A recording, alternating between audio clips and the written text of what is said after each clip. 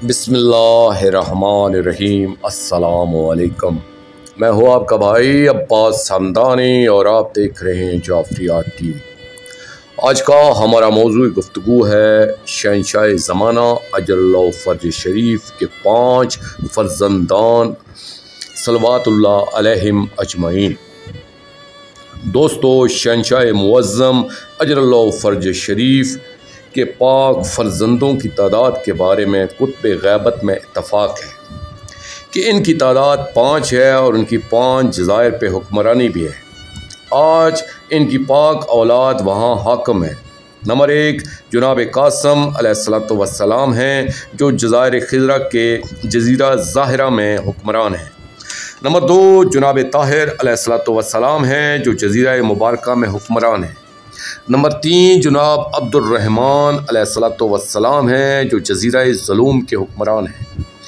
Number 4 جناب ابراہیم علیہ السلام ہیں جو جزیرہ صافیہ کے حکمران ہیں۔ نمبر 5 جناب ہاشم علیہ السلام ہیں جو جزیرہ قناطیس کے حکمران ہیں۔ لیکن ہمیں یہ معلوم نہیں کہ کتنے شہزادگان علیہم السلام کا ظہور اجلال سامرہ میں ہوا۔ تحقیق سے اتنا پتہ چلتا ہے کہ ایک شہزادہ پاک علیہ السلام کی ولادت بسعادت سامرہ میں ہوئی، کیونکہ اس زمانے میں اہل تشیع میں سے کچھ لوگوں نے اپنا ایک علیحدہ فرقہ بھی متعارف کروایا تھا جس کا نام تھا جوازیہ۔ ان کے عقائد میں ایک یہ عقیدہ بھی شامل تھا کہ ہمارے امام زمانہ اجل اللہ فرج شریف کے ایک پاک فرزند ہیں جو امام ہیں، یعنی انہوں نے اس بات کا پرچار کیا کہ ہمارے امام زمانہ اجل اللہ فرج شریف اپنے جد اطہر شہنشاہ انبیاء صلی اللہ علیہ وآلہ وسلم کی طرف ارتحال فرما گئے، اور ان کے بعد ان کے جانشین انہی کے پاک فرزند ہیں جن کا اسم مبارک جناب قاسم علیہ السلام ہے۔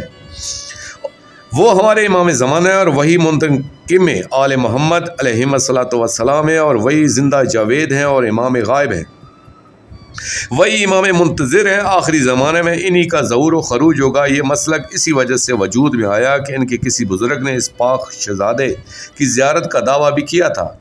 میں سمجھتا ہوں کہ ان کا یہ دعویٰ بلا ثبوت بھی نہ تھا، کیونکہ کوئی بھی شخص اگر کسی الٹے سیدھے نظریے کو پیش کرتا ہے تو چند ثبوت اسے ضرور مل جاتے ہیں۔ پھر ماہرین تعویل کے لیے تو ویسے بھی راستے ہمیشہ کھلے رہتے ہیں۔ ادعیہ اور زیارات میں جو فضائل شہنشاہ زمانہ اجل اللہ فرج شریف کی اولاد کے منقول تھے انہوں نے اسے اپنی تائید میں پیش کیا، حالانکہ یہ تو صرف ان کی عظمت اور مرتبے کو ظاہر کرتے تھے، مگر جوازیہ مسلک کے لوگوں نے ایک نئے عقیدے کی بنیاد انہی فکروں پر رکھ لی اور کافی عرصہ یہ مسلک زندہ بھی رہا۔